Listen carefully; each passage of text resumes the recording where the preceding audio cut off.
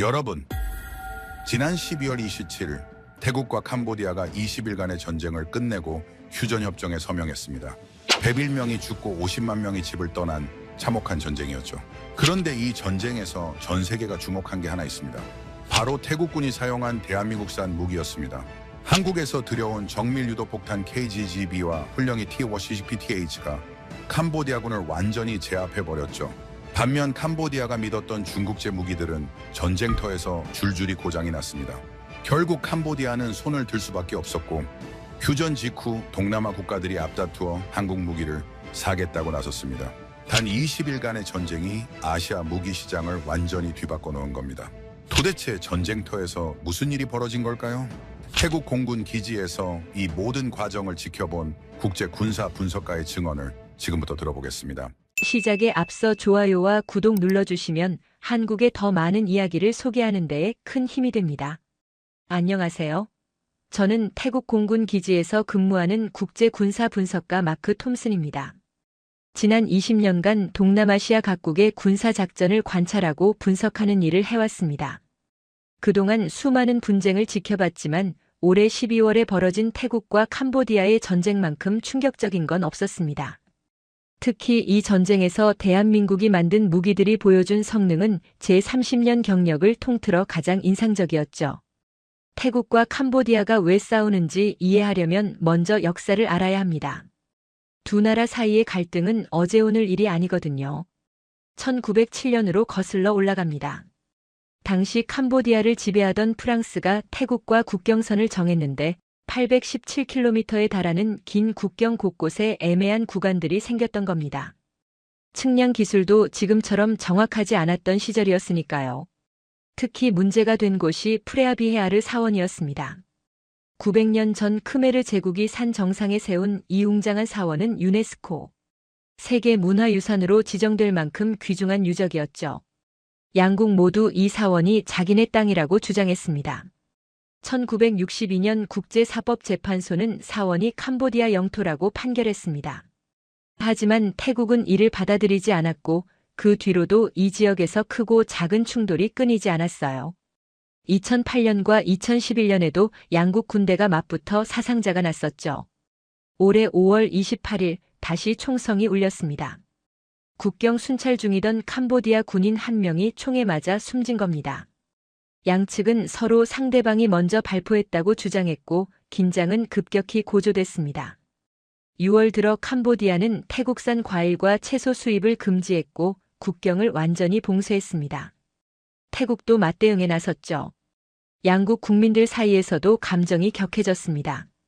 한국에 거주하는 양국 교민들이 서로 충돌하는 일까지 벌어졌다고 들었습니다.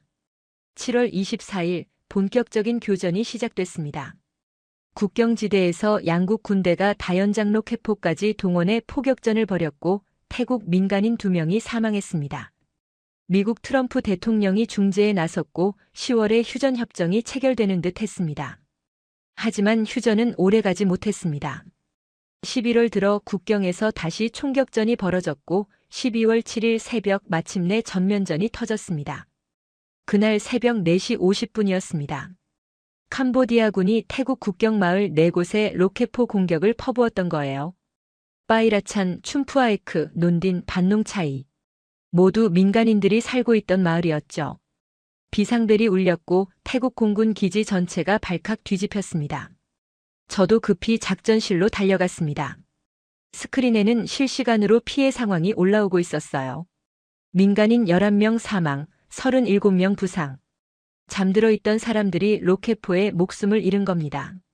작전실 안은 긴장감으로 가득했고 태국 공군 사령관은 즉각 반격 명령을 내렸습니다. 저는 그때 태국군이 어떤 무기를 쓸지 궁금했습니다. 태국 공군의 주력은 미국제 F-16 전투기였거든요. 그런데 사령관이 내린 지시는 예상과 달랐습니다. 한국제 KGB를 장착하라. 2023년 태국이 한국에서 도입한 정밀 유도 폭탄이었습니다. 훈련에서는 몇 번 사용해봤지만 실전에 투입되는 건 이번이 처음이었죠. 경납고로 향했습니다. 정비사들이 벌써 F-16 전투기 날개 아래 KGB를 장착하고 있었습니다. 검은색 동체에 한글이 새겨진 폭탄이었어요. 한국 기술진들도 함께 점검 작업을 하고 있었습니다. 그중 한 명이 제게 다가와 설명했습니다. 이 폭탄의 오차 범위는 3m입니다. 미국제 제2담이 10m인 것에 비하면 3배 이상 정확하죠. 정말 그럴까 하는 의구심이 들었습니다. 아무리 훈련에서 좋은 성능을 보였어도 실전은 다르니까요. 게다가 한국제 무기를 실전에서 쓰는 건 태국군으로서도 처음이었습니다. 하지만 다른 선택지는 없었습니다. 캄보디아군이 국경지대에 배치한 로켓포 기지들을 정밀 타격해야 했고 제2담으로는 오차 범위가 너무 컸거든요. 전투기들이 차례로 이륙했습니다. 새벽 하늘을 가르며 북동쪽 국경으로 향하는 F-16 편대를 지켜보면서 저는 생각했습니다. 한국 무기가 정말 통할까? 그 의문은 몇 시간 후 완전히 사라졌습니다. 첫 번째 공습 결과가 들어왔거든요. 목표물 8곳 중 8곳 모두 정확히 명중. 오차 범위는 평균 2m 이내였습니다. 한국 기술진이 말한 3m보다 오히려 더 정확했던 겁니다. 저는 그때 깨달았습니다. 대한민국의 무기 기술이 이 정도 수준인지 전혀 몰랐다는 걸요. 30년 가까이 군사 분석가로 일하면서 미국, 러시아, 유럽의 무기들은 많이 봤지만 한국 무기가 이렇게 정확할 줄은 상상도 못했습니다. 그날 하루에만 태국 공군은 캄보디아군 주요 시설 23곳을 타격했고 모두 성공적이었습니다. 탄약고, 로켓포 기지, 지휘소들이 차례로 무력화됐죠. 반면 캄보디아군 쪽에서는 이상한 일들이 벌어지기 시작했습니다. 중국에서 들여온 무기들에서 문제가 생긴 거예요. 정찰 자료를 분석하다 보니 85식 장갑차가 국경을 넘다가 갑자기 멈춰서는 장면이 포착됐습니다. 엔진에서 검은 연기가 피어올랐고 승무원들이 급히 탈출했죠. 로켓포도 마찬가지였습니다. 발사하려던 순간 제자리에서 폭발하는 사고가 여러 건 발생했어요. 캄보디아군 병사들이 자기네 무기 때문에 다치는 상황이 벌어진 겁니다. 저는 그 광경을 보면서 무기의 신뢰도가 얼마나 중요한지 새삼 깨달았습니다. 아무리 좋은 전략이 있어도 무기가 작동하지 않으면 소용없으니까요. 전쟁 첫날부터 분위기가 확연히 달랐습니다. 태국군은 안정적으로 작전을 수행했고 캄보디아군은 혼란에 빠졌죠. 그리고 이 격차는 시간이 갈수록 더 벌어졌습니다. 이틀째 되던 날 작전실에 긴급 지시가 떨어졌습니다. 목표가 바뀐 겁니다. 원래는 국경지대 로켓포 진지를 타격할 예정이었는데 정찰 위성이 중요한 정보를 포착했다더군요. 캄보디아군이 프레아비 헤아르 사원 바로 옆에 대규모 탄약 보급소를 만들어놨다는 거였습니다. 거리는 정확히 15m. 작전 참모가 위성 사진을 보여줬을 때 저는 깜짝 놀랐습니다. 900년 된 석조 사원 코앞에 군용 트럭들이 줄지어 서 있고 탄약 상자들이 쌓여 있는 게 선명하게 보였거든요. 일부러 세계 문화유산을 방패막이로 쓰고 있었던 겁니다. 태국군이 공격하면 사원이 파괴될 거라고 계산한 거죠. 작전실 분위기가 무거워졌습니다. 만약 사원에 피해를 입히면 국제적 비난이 쏟아질 게 뻔했으니까요. 유네스코 세계 문화유산을 폭격한 나라라는 낙인이 찍히는 순간 태국은 국제사회에서 고립될 수밖에 없었습니다. 그렇다고 포기할 수도 없는 상황이었어요. 저 탄약고에서 바로 전날 태국 마을을 공격한 로켓포들이 재보급을 받고 있었으니까요. 태국 공군 지휘부는 고민에 빠졌습니다. 미국제 제2담으로는 불가능했습니다.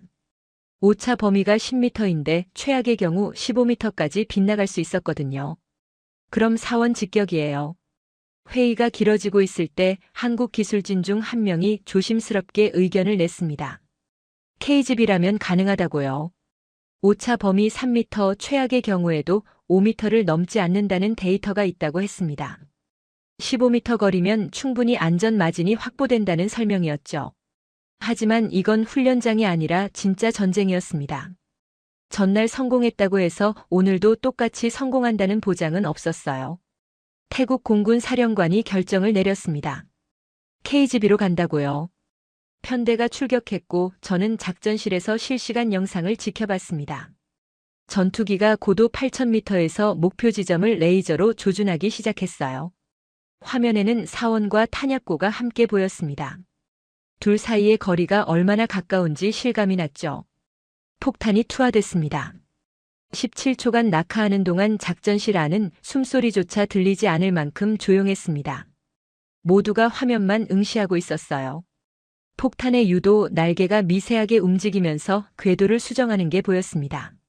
목표 지점을 정확히 향하고 있었죠. 그리고 섬광이 번쩍였습니다. 폭발 지점을 확인하는 순간 작전실에서 환호성이 터져 나왔습니다. 탄약고 정중앙이었어요. 그리고 15m 옆에 있는 프레아비헤아르 사원은 그대로 서 있었습니다. 먼지 하나 뒤집어 쓰지 않은 채로요. 2차 폭발이 시작됐습니다. 탄약고에 쌓여있던 로켓포 탄두들이 연쇄적으로 터지면서 불기둥이 하늘로 치솟았어요. 충격파가 사방으로 퍼져나갔지만 사원은 여전히 무사했습니다. 저는 그 광경을 보면서 믿을 수가 없었습니다. 900년 된 석조 건축물이 폭발의 열기 속에서도 꿋꿋이 서 있는 모습이 경이로웠거든요. 레이저 측정 결과가 나왔습니다. 오차 범위 1.8m. 한국 기술진이 말한 3m보다 훨씬 더 정확했던 겁니다. 두 번째, 세 번째 전투기도 차례로 폭탄을 투하했고 결과는 똑같았습니다. 목표물만 정확히 타격하고 주변 시설은 건드리지 않았어요. 네 발 모두 명중. 오차 범위는 모두 3m 이내였습니다.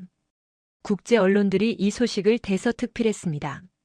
세계 문화유산 옆 정밀 타격이라는 제목으로 뉴스가 나갔고 군사 전문가들 사이에서 화제가 됐죠. 저도 30년 경력 동안 이런 정밀도는 처음 봤습니다. 미국, 러시아, 유럽의 어떤 무기도 이 정도로 정확하지는 못했거든요. 캄보디아 정부는 즉각 항해 성명을 냈습니다. 태국이 세계 문화유산을 위협했다고 비난했지만 위성 사진이 모든 걸 증명했어요. 사원은 손톱만큼의 손상도 없었으니까요. 오히려 국제사회는 태국의 정밀 타격 능력에 주목하기 시작했습니다. 어떻게 15m 거리에서 한쪽만 정확히 폭격할 수 있느냐는 질문이 쏟아졌죠. 답은 간단했습니다. 한국 무기였습니다. 그날 이후 태국군 지휘부의 태도가 완전히 바뀌었어요. 더 이상 한국제 무기를 의심하는 사람은 없었습니다. 프레아비헤아르 사원 옆 작전이 모든 걸 증명했으니까요. 경납고에서는 정비사들이 전투기마다 KGB를 장착하기 시작했습니다. 미국제 제2담은 창고에 그대로 남아있었고 모든 출격에 한국제 폭탄만 사용됐죠.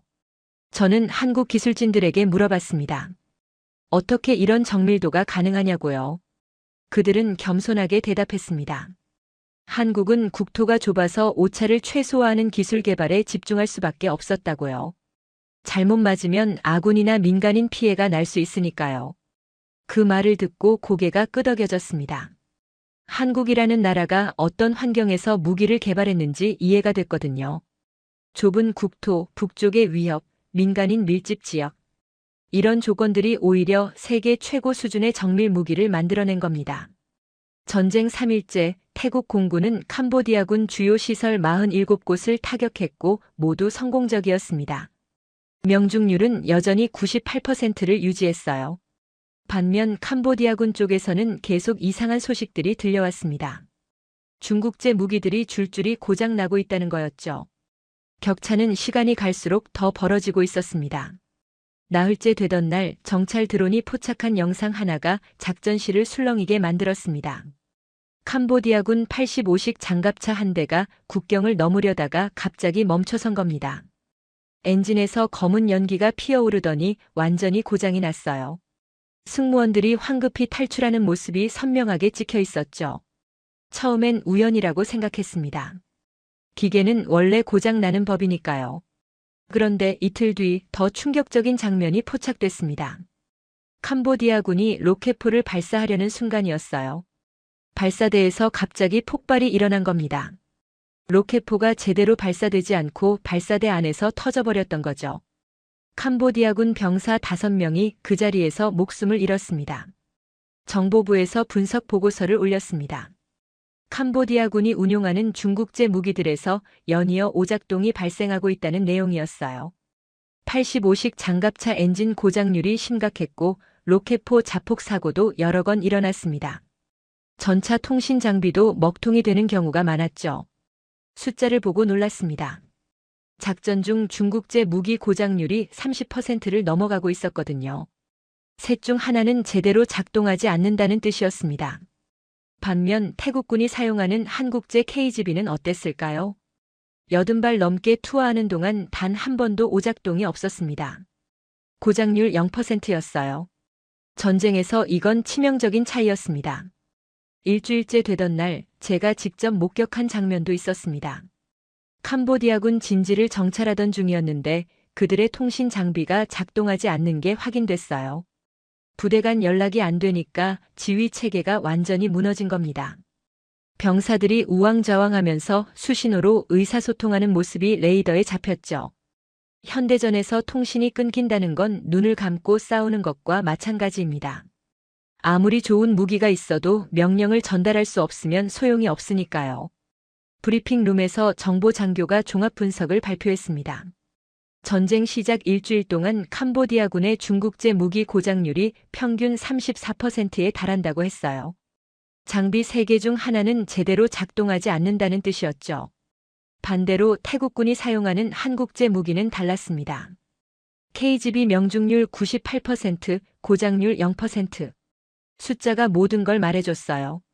저는 그동안 군사 분석가로 일하면서 중국제 무기들을 많이 봐왔습니다. 가격이 저렴하고 성능도 나쁘지 않다는 평가를 받아왔죠. 하지만 실전은 달랐습니다. 훈련장에서는 괜찮아 보였던 무기들이 진짜 전쟁터에서는 제 성능을 내지 못했던 겁니다. 특히 연속 사용 시 내구성이 급격히 떨어지는 게 문제였어요.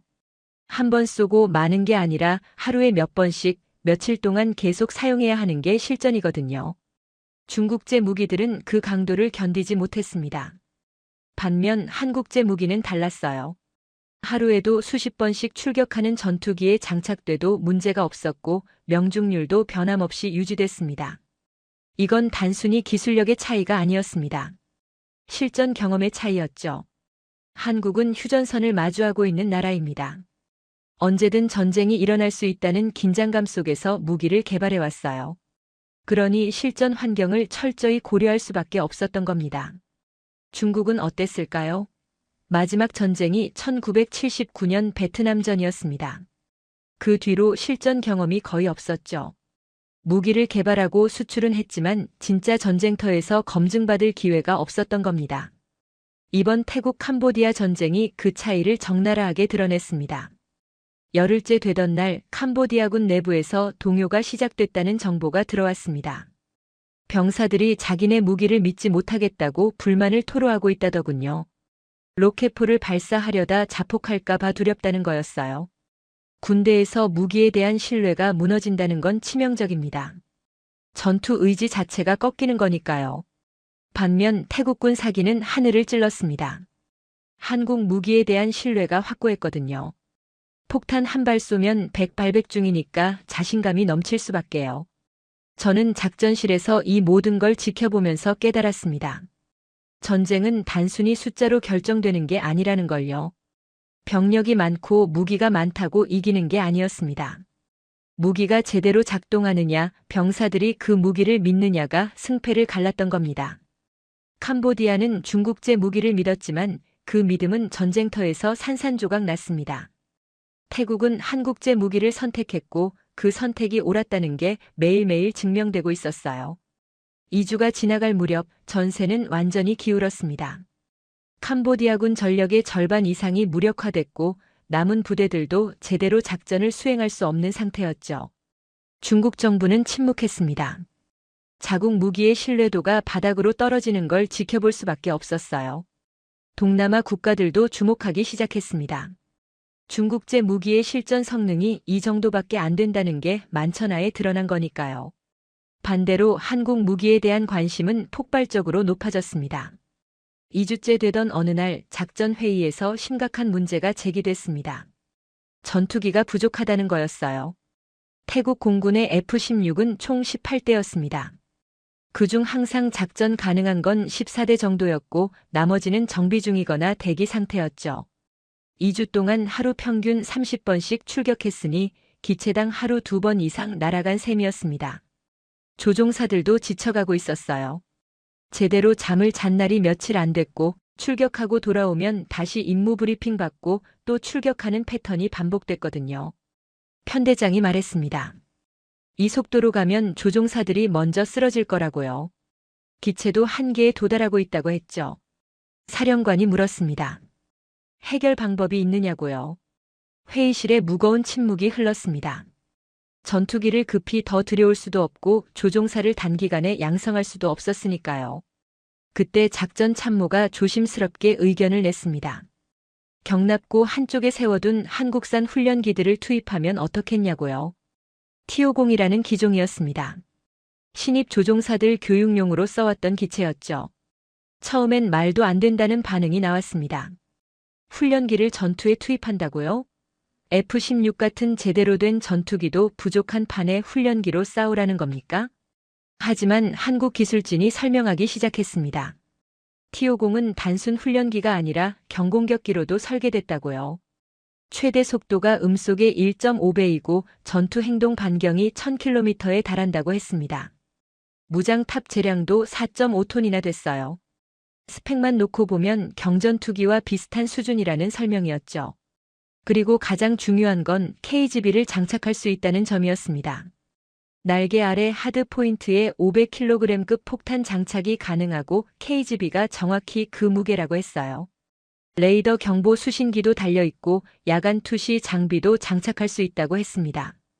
심지어 공대공 미사일까지 달 수 있다더군요.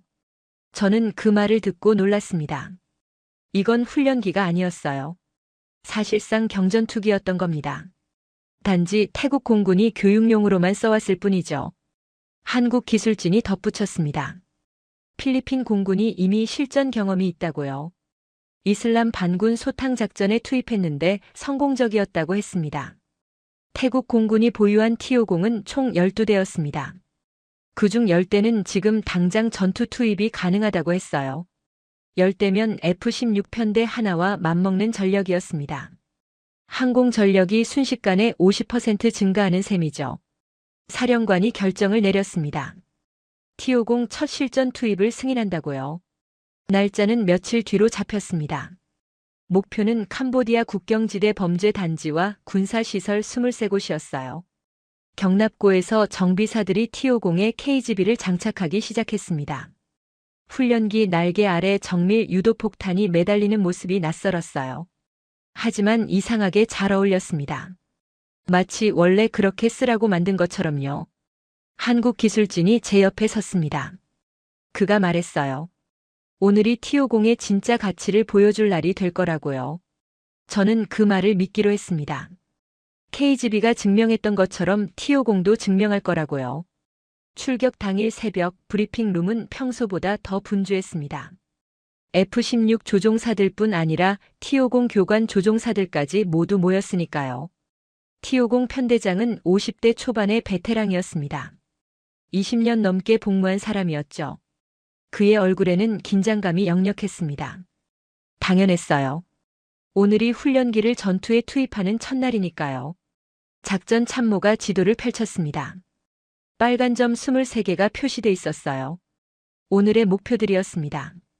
카지노 단지, 범죄 단지, 로켓포 진지 5곳, 탄약 보급소 8곳, 지휘소 7곳, T-50 6대로 하루 안에 모두 무력화해야 한다고 했습니다.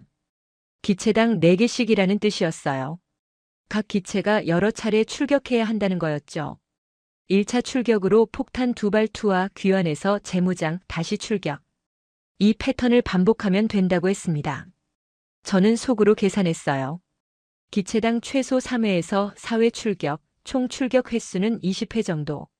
하루 만에요. 이건 F-16으로도 빡빡한 스케줄인데 T-50으로 가능할까요? 한국 기술진이 자리에서 일어났습니다. T-50 엔진은 연속 출격에 최적화돼 있다고 했어요. 정비 시간이 F-16보다 30% 짧다고 했습니다.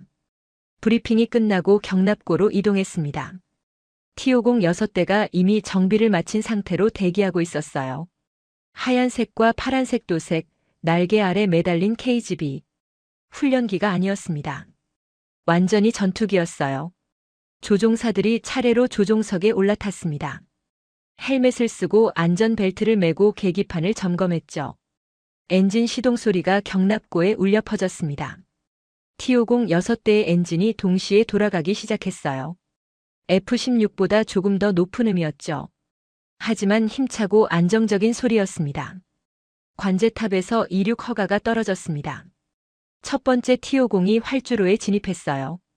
가속하더니 활주 거리 500m 만에 하늘로 솟아올랐습니다. F-16보다 짧았어요. 두 번째, 세 번째, 네 번째 기체도 차례로 이륙했습니다. 6대 모두 하늘에 뜨는데 5분도 안 걸렸어요. 편대는 북동쪽으로 향했습니다. 캄보디아 국경까지 40km. T-50들이 음속의 0.9배로 순항하고 있었어요. 빠른 속도였죠. 훈련기라는 게 믿기지 않을 정도로요. 목표 구역 10km 전방 공격 대형으로 전환했습니다. T-50 6대가 흩어지면서 각자 목표를 향했어요. 첫 번째 T-50이 KGB를 투하했습니다. 폭탄이 날개에서 분리되면서 목표를 향해 낙하했어요. 17초 후 섬광. 카지노 옆 군사시설이 정확히 명중당했죠. 두 번째, 세 번째 타격이 연이어 들어왔습니다. 모두 명중이었어요. KGB의 정확도는 F-16에 섰을 때와 똑같았습니다. 플랫폼이 바뀌어도 성능은 변하지 않았던 거죠. 1차 공습이 끝나고 T-50 편대가 귀환했습니다. 기지까지 돌아가는데 10분. 착륙하자마자 정비사들이 달려들었어요. 재금유 재무장. 한국기술진 말대로 정비 시간이 빨랐습니다. 25분 만에 6대 모두 다시 출격 준비를 마쳤어요. 2차 출격, 3차 출격, 4차 출격. T-50들은 쉬지 않고 날아올랐습니다. 오전에만 20회 출격했어요. 오후에도 계속됐죠. 해가 지고 어두워졌지만 멈추지 않았습니다. 야간 장비를 켜고 계속 날았어요. 하루가 끝날 무렵 결과가 나왔습니다. 40회 출격, 23개 목표 완전 무력화. 그리고 단 한 대의 손실도 없었어요. 경미한 피해조차 없었습니다. 마지막 편대가 귀환했습니다. 편대장이 조종석에서 내리면서 헬멧을 벗었어요. 그의 얼굴에는 땀이 흥건했지만 미소가 번졌죠. 사령관이 활주로로 나왔습니다. 악수하면서 말했어요. 훈련기가 전쟁을 바꿨습니다. T-50이 성공을 거둔 다음 날 작전 목표가 조금 특이해졌습니다. 이번에는 군사시설이 아니라 카지노와 범죄 단지들이 주요 타격 대상이었거든요. 오스막과 포이펙, 캄보디아 국경지대에 있는 대규모 카지노 단지들이었습니다. 처음 들었을 때 의아했어요. 왜 민간 시설인 카지노를 폭격하냐는 거였죠.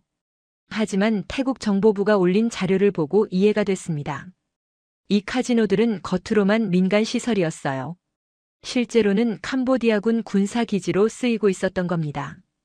위성 사진을 보니 카지노 건물 뒤편에 자폭 드론들이 줄지어 보관돼 있었습니다. 로켓포 발사대도 숨겨져 있었고요. 심지어 일부 건물은 아예 지휘소로 쓰이고 있었어요. 태국 측 주장에 따르면 이 단지들에서 저격수들이 국경을 넘어 태국 마을을 공격하고 있다고 했습니다. 국제법상 군사시설로 쓰이는 곳은 민간시설이라도 공격 대상이 될 수 있었습니다. 하지만 문제가 있었어요. 카지노 건물 자체를 폭격하면 민간인 피해가 날 수 있다는 거였죠. 태국 정부는 신중하게 접근했습니다. 카지노 건물은 건드리지 말고 뒤편에 숨겨진 군사시설만 정밀 타격하라는 명령을 내렸어요.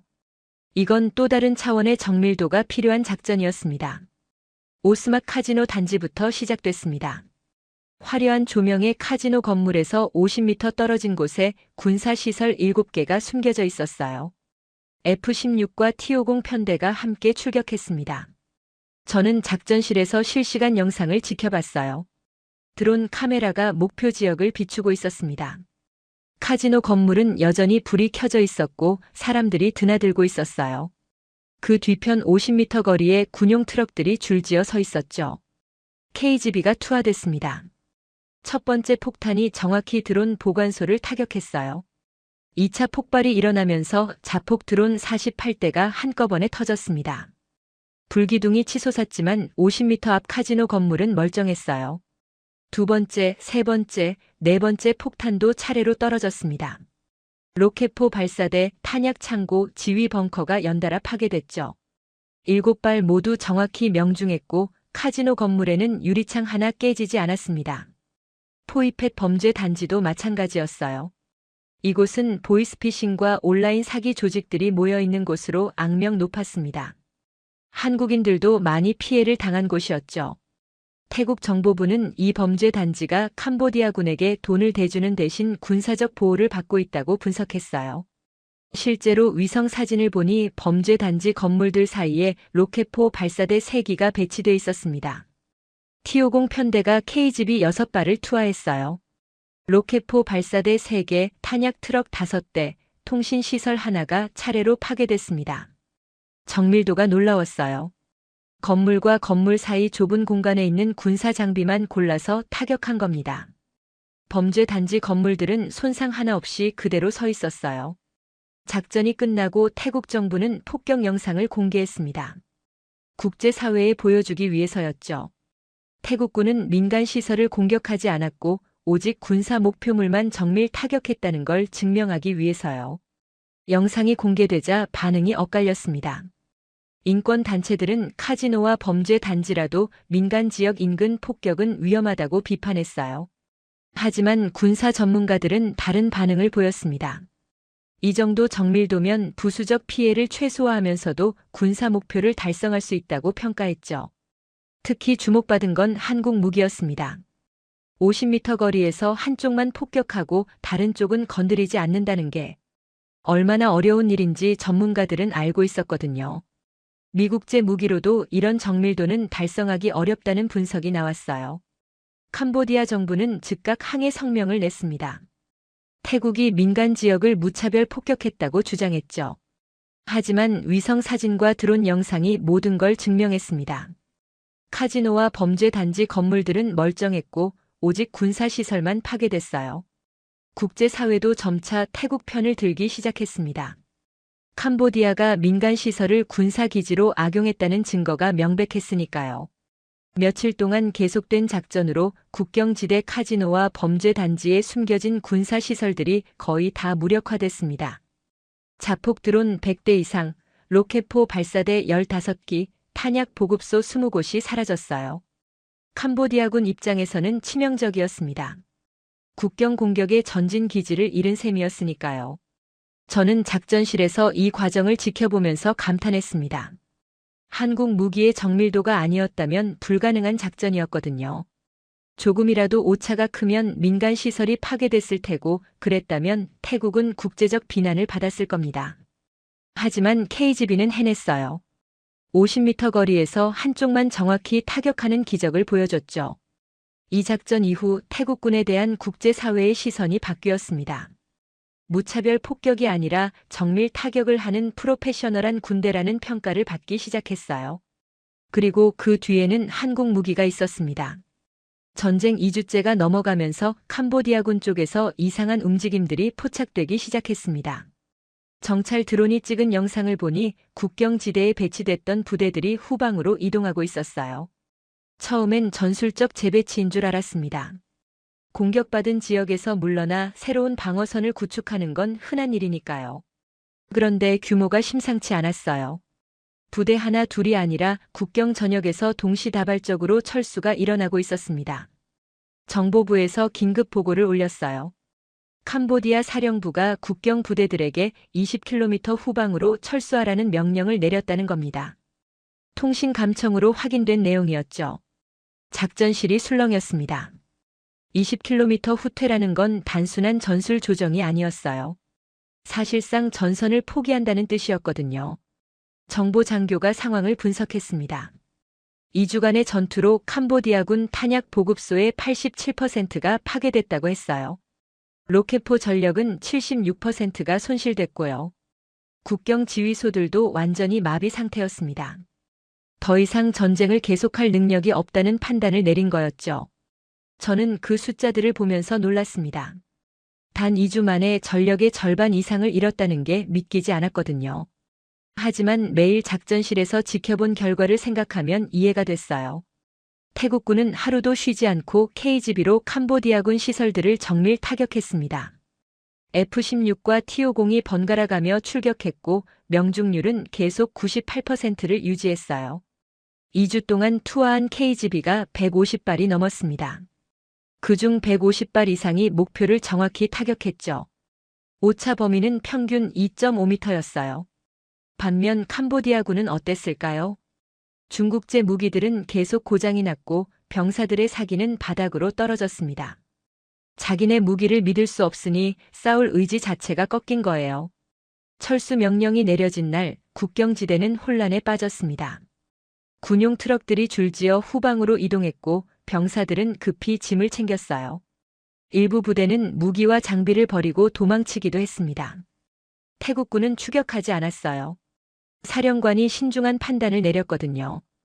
캄보디아군이 후퇴하는 걸 그대로 두고 국경선만 확실히 지키라는 명령이었습니다.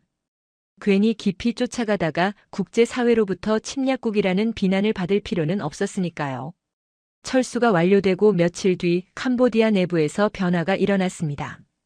정부 고위층 사이에서 휴전 논의가 시작됐다는 정보가 들어왔어요. 더 이상 전쟁을 계속하면 완전히 패배할 거라는 위기감이 퍼진 겁니다. 국민들 사이에서도 불만이 터져나왔습니다. 중국 무기를 믿은 정부의 판단 착오 때문에 이런 결과가 나왔다는 비난이었죠. 소셜미디어에는 매일 전사자 사진과 장례식 영상이 올라왔어요. 캄보디아 정부가 언론을 통제하려 했지만 소셜미디어까지는 막을 수 없었습니다. 태국 쪽은 달랐어요. 전쟁에서 이기고 있다는 자신감이 넘쳤습니다. 사상자도 캄보디아에 비하면 훨씬 적었고요. 무엇보다 한국 무기에 대한 신뢰가 확고했어요. 경납고에서는 정비사들이 T-50과 F-16의 KGB를 장착하면서 자랑스러워했습니다. 이 무기 하나면 어떤 적도 이길 수 있다는 확신이 있었거든요. 30년 군사 분석가로 일하면서 수많은 전쟁을 봐왔지만 무기 하나가 이렇게 결정적인 역할을 한 경우는 처음이었어요. KGB와 T-50이 없었다면 태국은 이렇게 압도적으로 이기지 못했을 겁니다. 회의가 끝나고 창밖을 봤어요. 경납고에 T-50과 F-16이 나란히 서 있었습니다. 이 기체들이 지난 2주 동안 전쟁의 판도를 완전히 바꿔놓았죠. 그리고 날개 아래 매달린 KGB가 보였어요. 검은색 동체에 한글로 쓰인 글자들. 대한민국이 만든 무기였습니다. 캄보디아군이 철수한 다음 날부터 이상한 일들이 벌어지기 시작했습니다. 태국 국방부의 외국 정부들로부터 연락이 쇄도한 겁니다. 베트남 국방부가 먼저 문의해 왔어요. 한국산 T-50 구매를 검토하고 싶다는 내용이었습니다. 인도네시아도 관심을 표명했고요. 필리핀은 이미 보유 중인 한국산 전투기를 추가로 주문하기로 결정했다는 소식이 들려왔습니다. 동남아 국가들이 움직이기 시작한 겁니다. 이유는 명백했어요. 태국 캄보디아 전쟁에서 한국 무기의 실전 성능이 완벽하게 증명됐으니까요. 국제 언론들도 집중 조명하기 시작했습니다. 서방 군사 전문 매체들이 KGB와 T-50에 대한 분석 기사를 쏟아냈어요. 명중률 98%, 오차 범위 3m 이내, 고장률 0%. 이런 숫자들이 헤드라인을 장식했죠. 특히 미국 군사 전문가들의 반응이 인상적이었습니다. 한 전문가는 이렇게 평가했어요. 한국의 KGB가 미국제 제2담을 능가하는 정밀도를 보여줬다고요. T-50에 대해서는 훈련기를 전투기로 전환한 독특한 사례라며 주목했습니다. 경제성과 실용성을 동시에 갖춘 혁신적인 개념이라는 분석이었죠. 저도 여러 매체로부터 인터뷰 요청을 받았습니다. 전쟁을 직접 지켜본 군사 분석가로서 의견을 듣고 싶다는 거였어요. 저는 솔직하게 말했습니다. 30년 경력 동안 이렇게 정밀하고 안정적인 무기는 처음 봤다고요. 한국 무기 기술이 이 정도 수준인 줄 몰랐다고 했습니다. 특히 인상적이었던 건 신뢰도라고 강조했어요. 150발 넘게 사용하는 동안 단 한 번도 오작동이 없었다는 게 얼마나 대단한 일인지 설명했죠. 전쟁터에서 무기가 작동하지 않으면 병사들 목숨이 위험해집니다. 신뢰도는 곧 생존과 직결되는 문제예요. 한국 무기는 그 신뢰도를 완벽하게 증명했습니다. 반면 중국 무기에 대한 평가는 급격히 나빠졌어요. 고장률 34%라는 숫자가 알려지면서 신뢰도의 의문이 제기됐습니다. 동남아 국가들 중 중국제 무기를 쓰던 곳들이 재검토에 들어갔어요. 미얀마와 라오스도 중국 무기 추가 도입 계획을 보류했다는 소식이 들렸습니다. 중국 입장에서는 큰 타격이었죠. 동남아는 중국 무기의 주요 수출 시장이었거든요. 그 시장에서 신뢰를 잃은 겁니다. 중국 정부는 공식 반응을 내놓지 않았어요. 하지만 내부적으로는 충격이 컸을 겁니다. 자국 무기의 실전 성능이 이렇게 적나라하게 드러난 적이 없었으니까요. 태국 정부는 이 분위기를 활용했습니다. 휴전 협상을 시작하면서 강력한 입장을 취할 수 있었어요. 전쟁에서 이기고 있었고 국제 여론도 태국 편이었으니까요. 며칠 뒤 태국 국방부가 공식 발표를 했습니다. 한국의 T-50을 12대 추가 구매하고 KGB를 200발 더 사들이기로 결정했다는 내용이었어요. 총 4억 달러 규모의 계약이었습니다. 이 소식이 전해지자 한국 방산업체 주가가 급등했다는 뉴스가 나왔어요. 태국의 결정이 다른 나라들에게도 신호탄이 된 겁니다. 베트남은 T-50 12대 구매를 본격 검토하기 시작했고 인도네시아는 24대를 원한다고 밝혔습니다. 싱가포르도 관심을 표명했어요. 동남아 무기 시장의 판도가 바뀌고 있었습니다. 저는 작전실에서 이 모든 변화를 지켜보면서 감회가 새로웠어요. 단 2주간의 전쟁이 지역 전체의 무기 시장을 뒤흔든 겁니다. 한국은 동남아 방산 시장의 새로운 강자로 떠올랐고 중국은 신뢰를 잃었죠. 한국 기술진들도 뿌듯해했습니다. 자기들이 만든 무기가 실전에서 이렇게 완벽하게 성능을 발휘할 줄 몰랐다고 했어요. 특히 KGB 개발팀은 자부심이 대단했습니다.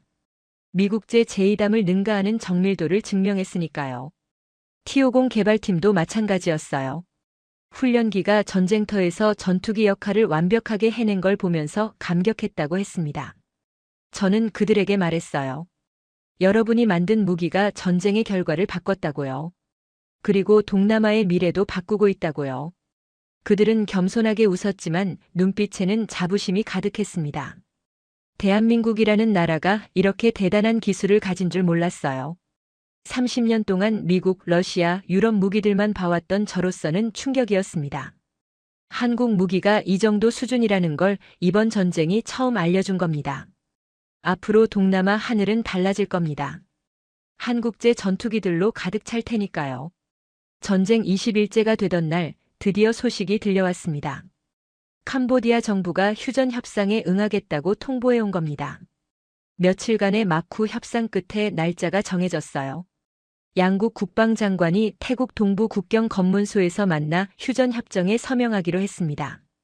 그날 작전실 분위기는 묘했어요.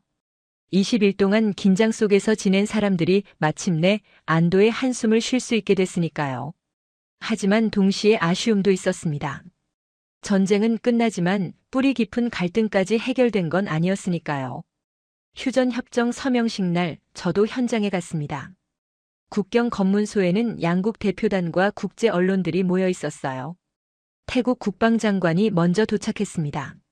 자신감 넘치는 표정이었죠. 캄보디아 국방장관은 조금 늦게 도착했어요. 얼굴이 많이 상해 보였습니다. 두 장관이 악수를 나눴고 휴전 협정서를 펼쳤습니다. 모든 무기 사용 중단, 병력 배치 동결, 민간인 귀환 허용, 국경 지뢰 제거 협력.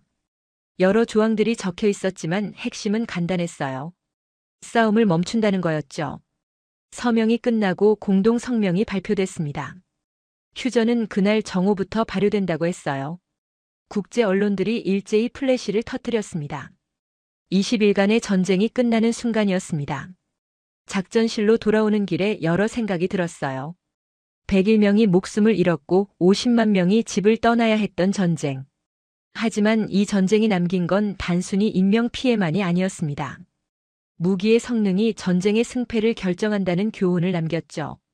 태국은 한국 무기를 선택했고 그 선택이 옳았다는 게 증명됐습니다. 캄보디아는 중국 무기를 믿었지만 그 믿음은 전쟁터에서 무너졌어요. 며칠 뒤 집에 도착해서 뉴스를 봤습니다. 베트남이 한국과 T-50 구매 계약을 체결했다는 소식이 나왔어요. 인도네시아도 곧 계약할 거라는 전망이 나왔고요. 동남아 국가들이 앞다투어 한국 무기를 사겠다고 나서고 있었습니다. 중국 무기 수출은 급감했다는 분석도 나왔어요. 단 20일간의 전쟁이 아시아 무기 시장의 판도를 완전히 바꿔놓은 겁니다. 저는 30년 군사 분석가로 일하면서 많은 전쟁을 봤습니다. 하지만 이번 전쟁만큼 인상적인 건 없었어요. 무기 하나가 이렇게 결정적인 역할을 할 수 있다는 걸 처음 봤으니까요. 그리고 그 무기를 만든 나라가 대한민국이었습니다. 작은 나라지만 위대한 기술을 가진 나라. 전쟁터에서 그 위대함을 똑똑히 봤습니다. 앞으로 동남아 하늘에는 한국 전투기들이 날아다닐 겁니다. 그 기체들이 평화를 지킬 거예요. 20일간의 전쟁이 저에게 가르쳐준 교훈입니다. 대한민국의 기술이 세계를 바꾸고 있다는 것. 그 자랑스러운 현장을 제가 직접 목격했습니다. 오늘 사연은 여기까지입니다. 캄보디아 백기 들게 만든 대한민국 기술력 스토리 어떠셨나요? 사연의 주인공에게 응원의 댓글을 남겨주세요. 지금까지 감동정거장에서 사연 전해드렸습니다. 사연이 마음에 드셨다면 좋아요와 구독 부탁드립니다. 시청해주셔서 감사합니다.